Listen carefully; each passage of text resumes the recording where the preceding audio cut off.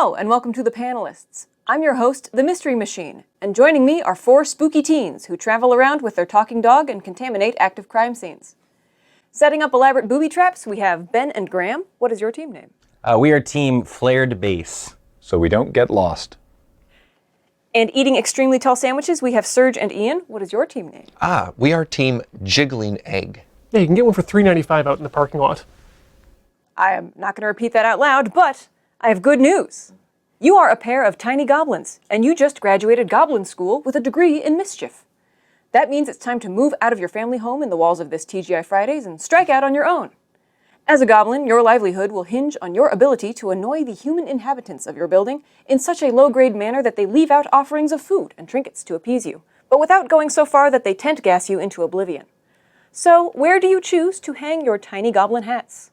Either the Mutter Museum of Grotesque Medical Ephemera, or the Hampton Inn and Suites by the airport. Team Jiggling Egg. I take pride in my job, and as a goblin, I would want to do the best job I could. In this case, haunting, meaning that I need direct access to people, to get as close to them as possible. And where are people at their most vulnerable, when they're most willing to accept anyone just coming through the door? At a hotel. Do you need an explainer on what the Mutter Museum? Yes. Okay. I was expecting that Ian was going to take the museum one. So the Mutter Museum, it's got the largest collection of skulls. That were collected to study phrenology and therefore debunk it. It has a lot of like creepy teaching tools and like Civil War surgical items, and just basically it makes you grateful for modern medicine because it shows how terrifying old-timey medicine was. As goblins who went to goblin-y type school for goblining, we know how to scare people, and one of the coolest ways to scare people is with props and stuff. And this museum has no shortage of cool props and stuff that we could do things with. Yeah, it's amazing. We just endless, like, what do they have to work with? Like those tiny things of shampoo? Yeah. So between that, we've got a bunch of skulls, which we could arrange to make a full skeleton, and nobody fucks with the skeleton. Wielding a bone saw in each of its bony hands. Yeah, made out of skulls. Perfect. And they have the shampoo, as you were saying, and what's the shampoo tin going to do to you? Like, make sure like you don't have dandruff? Yeah, I don't know. They make some sort of like totems out of the towels that they've wrapped up to shape like a swan kind of thing. And it's like, oh, it's great. They'll just think that housekeeping did that. Yeah. That's the thing. That's a really good point. Yeah. How is anyone going to know it's not just the hotel staff doing that stuff to you? That's fair. You've seen one monster, you've seen them all. And that's the problem with monsters. A shampoo monster, a bone monster with saw hands. You get used to that. They're just people. I agree with you there, but the fact that you put those on the same plane of like shampoo monster, like the way that you had to throw like 3 extra adjectives on there, one was way worse. True, but do you know what's really scary? You're in the shower, you're shampooing your hair, and you go to rinse it out, and you come back, and there's more shampoo in your hair. And you rinse it out, and you come back, and there's more shampoo in your hair, and you can't get it out. Where is it coming from? This guy right here over top of you. Gaslighting way scarier than monsters. I've seen videos of that. That's like a prank people play on each other in college. Yeah, at no point I think do the people in those pranks start like fearing for their lives or anything like that. They just sort of think that they can't get all the shampoo out. Well, that's just because college students know when to stop. We don't. We are putting our degree in mischief to better use. We grew up in the walls of a TGI Fridays, and now we have a posting at the Mutter Museum. Yeah, with all these cool things going on in there. I feel like TGI Fridays to hotel is like a lateral career like change. We have the prestige position. Yeah. Everyone's like when there are the Goblin Awards every year. Everyone knows about the Goblin Awards. Yeah, and the people are like our position just sounds so elegant, and then they go, and then the 2 goblins from the hotel by the airport, and no one claps. The Mutter Museum keeps limited hours, and they have a 24-hour post, so they are different sets of challenges. You're working with artifacts, priceless pieces of work that you really can't damage because, I mean, you're doing mischief. You're not doing actual harm. There's only so much you can do with museum artifacts, which is why we don't use them here on this show. Whereas we have everything available within a hotel. And hotel equipment is nothing if not sturdy. Or replaceable. You know, if we go all out, we take a bed, we staple it to the ceiling, they walk in, what? You know, replace the room, it's fine. We have a blank canvas. We can do whatever we want each time. That kind of destructive mischief sounds like the talk of goblins who would find themselves at an airport hotel. Yeah, exactly. We don't need to ruin stuff. No. As Molly said, the museum keeps limited hours, which means instead of quantity of like, you know, mischievous little like kind of things that go, oh, that sucked, we get to go for full escapades that last for maybe, you know, a couple of hours and whatnot, and then we get a good time to rest, rehydrate, and plan our next big thing. We're here for the highbrow mischief. Serge, I don't think they're aware of everything that we can do with the materials we have in a hotel. Picture, if you will, coming into a hotel, sitting down and deciding, it's been a long day of travel, I just want to relax in front of the TV. What you don't know is that every program on that TV features the two of us because we've recorded an entire 24 hours of television, goblin style. Every room we go into, every new person who comes through is a new stage for us to express ourselves. It's something different. What have you got? Full epics. Yeah. Full operas of things with quantifiably better props and whatnot than shampoo. It can start small with one of us in one of those jars of like the ostensibly contains formaldehyde. I don't know what it would be when we're in it, but you know, just sort of sitting there, you know, pretending to be whatever, and then someone's like, "Whoa, look at this weird medical oddity," and then just sort of like not like a jump scare, just like a little shift, just so that they're like, "Oh, did I miss-see something? What is that?" Get closer, and then one eye opens as they're standing right there in the museum. They jump backwards into bone skeleton.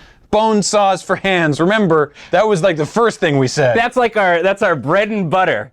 Bone skeleton. We call him skeleton. Skeleton. Yeah. It's a skeleton made of bones. Yeah. It's this amazing. What else? You don't need to call it anything. It's this amazing thing we've invented. But have you considered being at a hotel and you hear, you know, a couple people having sex in the next room? That's kind of annoying. Now they're goblins. But now every direction is having sex at you.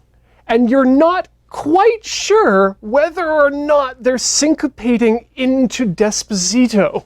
I don't like that you say we can't fuck in a museum. Also, I think it's way more unsettling to hear the sound of someone making love in the next room in the Munter Museum than it is at a hotel. Yeah. It is in a college, though, I'll remind you. Wait, ours is in a college? It's at the College of Physicians in Then Philadelphia. people fuck all the time. It's gonna be exclusively fucking things. Oh yeah, there's definitely like the Mile Bone Club for students at that museum to be like, you know, if we had sex near the amputation exhibit or whatever. Yeah, or the skeleton. Yeah, the boning on bones. Yeah. What is your grand stunt with all the resources at your disposal? It's the very concept of a continental breakfast. It's the type of breakfast where no one is satisfied, and you're just upset that this ostensibly free meal has been given to you that you want nothing of, and yet you are forced to pay for in the cost of your hotel. It's our offering. The hotel's actually spending money on the buffet, but we take it and then we put out just the saddest buffet ever. There's one week-old croissant, and you'll assume all the good stuff was gone, but it was never there. Nothing that you've described says to me supernatural goblin intervention. You've just described a shitty hotel. That's the masterstroke. You're not expecting goblins. It's so important. You go to one museum and there's a walking skeleton. They're going to bring in priests. They're going to call exorcists. You're going to die. We get to have a long, safe career haunting this place forever. We leave the light on for you. Graham, what is in every museum before you leave? Oh, the gift shop. Good gift shops, too. At the end, they have a chance to pose with the goblins for like pictures and stuff. Oh. And then there's goblin like plushies and whatnot. And we start marketing. we put more money into into the museum so it can upgrade and become better and better. And so even if, exorcists were to come a knockin' or whatever like that, we're too valuable to the museum. We're too valuable to the museum for them to get rid of us. And we're not hurting anyone. We're not breaking any laws. So they couldn't, pull some X amendment thing or anything like that to bust their way in. That people would go, no, we're good with these goblins. Come see our sweet goblin museum. And all of our hard work isn't attributed to just lazy management. Yeah. I'll give you 7 words that will lead you to a lifetime of terror. I'll need your email for the Wi-Fi.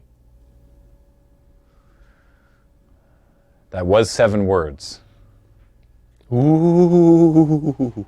Nobody knows that you're doing this. And while maybe that's what you want to do, I feel like maybe we can become the most known goblins. And at the end, it all comes down to the Goblin Awards. We will win. We've done actual mischief. You've engaged in commerce. Everything that you've described, I've experienced at hotels, and it wasn't scary. It just sucked. Yeah. Right? Mischief. Right, but the point that we're saying here, and what I think that Graham is trying to put across, is that this stuff would happen anyways. You've met other goblins before. Touché. Yeah. So I think what we've concluded is that goblins can add fun to any vacation or become an interactive museum exhibit, which is pretty fun. So I'm going to award you a scone that you saw a bug land on, and you're going to eat anyway, and you win a jar of the brains of epileptics. Congratulations. Ooh. I'll put this on the mantle. And in further good news, you are all counselors at a sleepaway camp. The bad news is that kids these days are less gullible than they used to be, and all your go-to ghost stories have been discredited on Snopes. You're supposed to be giving these precocious preteens a good scare so they'll pipe down and get into their beds already. The only solution is to invent a new local cryptid on the spot and tell a terrifying tale to get these expert debunkers back into their bunks. Do a spooky at me.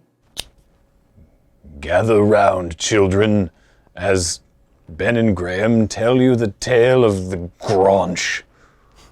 The Granch comes in the night, as most cryptids do. As many things do. A lot of things come in the night. Yeah. But this one comes specifically into your bedroom. Yes. If you haven't cleaned it to camp specifications, it unplugs your cell phone from the charger, and your battery won't be charged at the top of the day. I don't know who says top of the day. I don't know how much reception they're going to get on their phones at camp anyway. Well, but they won't be able to use any of their apps that they've downloaded. Because the Granch hates modern technology. Why is it called the Granch? That's a good question. Nobody knows. But the Granch knows what you love, and that is your cell phone. The Granch comes from the past. Hang on.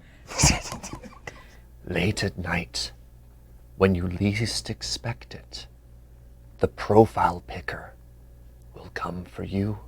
Or you. Or even you.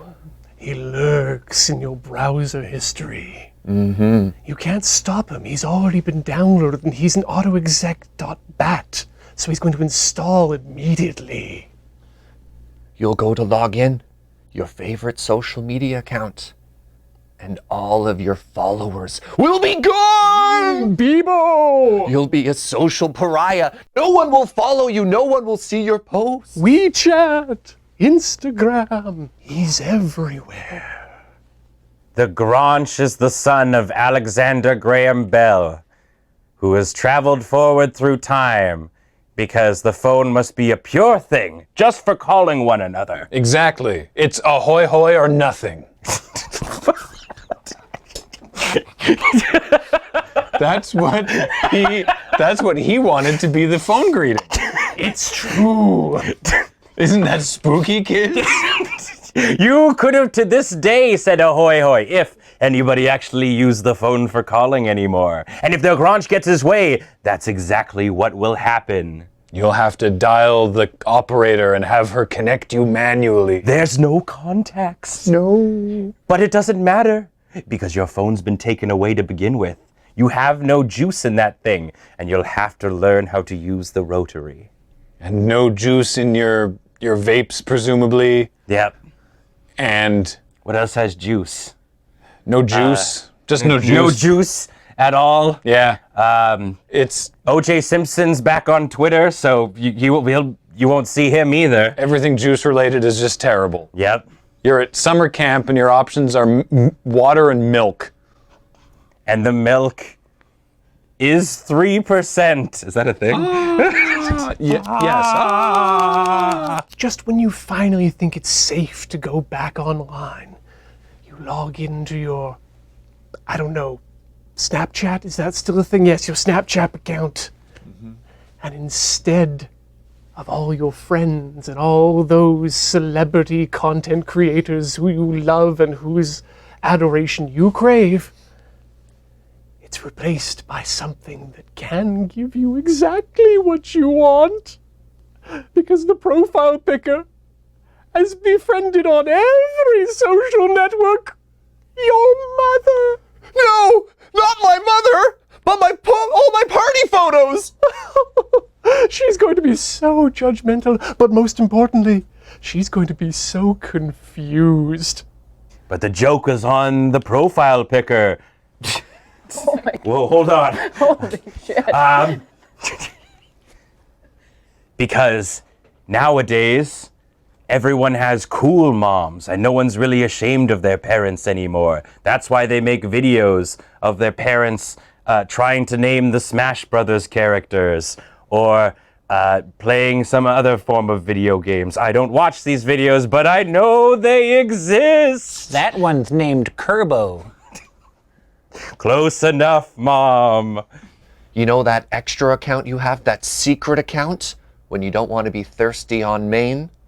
Well, the profile picker finds you and links those accounts, and now everybody knows just how thirsty you really are. Enjoy your milk. Or water. I don't actually have a secret social media account. I don't either. No. I know that a number of people do. Yeah. I'm just a insufferable person on main. I just try not to post things. I don't know why I still have social media.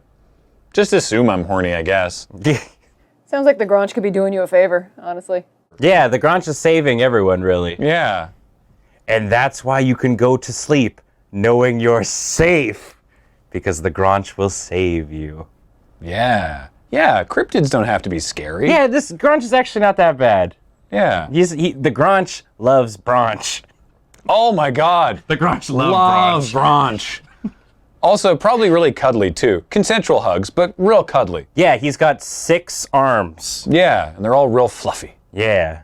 He's got sheep wool for body fur. Yeah, and terrible claws, but is one of those a cat that's really good about not actually using them, so it can give you little paw pats, and you don't actually but sharp feel the enough claws. that things get stuck on them, and it's kind of funny, and you can Yeah, post that onto social media. Yeah, well, if you want, you but can't, you can't. Yeah, because your phone's gone. Grange taking your phone away. Yeah. And presumably the profile pickers locked you out of stuff. Yeah, so really, I guess just this is together they're gonna help. I mean, the profile picker and the Grange probably not friends. if you live online, you probably shouldn't come to this camp. Yeah. Thank you for coming today, everyone. We'd like to introduce you to one of our new major features here in macOS 10.14. We're reintroducing one of your favorites from System 7, which is the Profile Picker. With this, you can change all of your network settings at once depending on where you are. And with location services turned on, depending on where you are, automatically all of your network and other privacy settings will be changed automatically for you.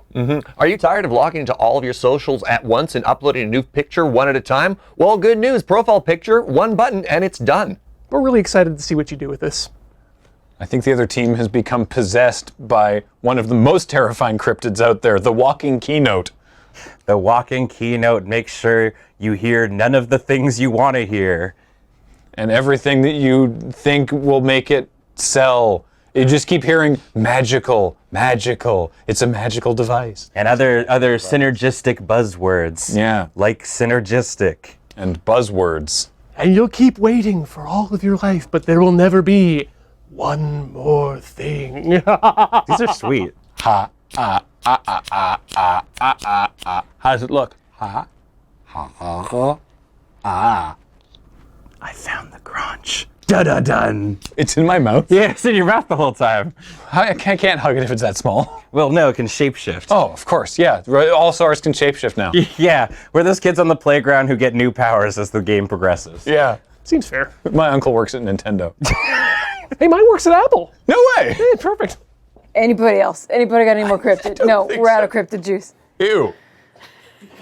No juice! No juice! So what have we concluded, team? What's the moral of, what's the Babadook style redemption arc for these cryptids? You can't stay up and not go to sleep if you don't have anything to look at on your phone. If you just put your phone away, when you go to bed, just put your phone down and you'll probably fall asleep better.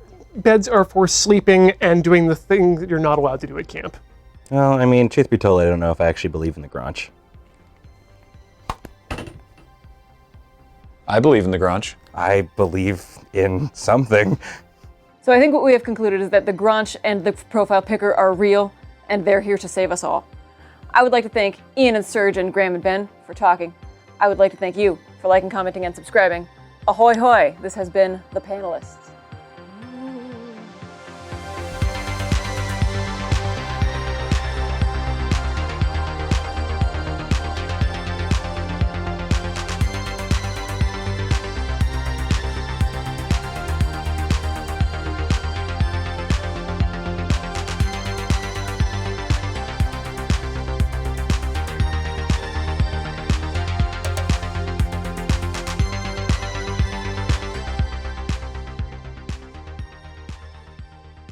You know what's really scary is when you're in the shampoo hole.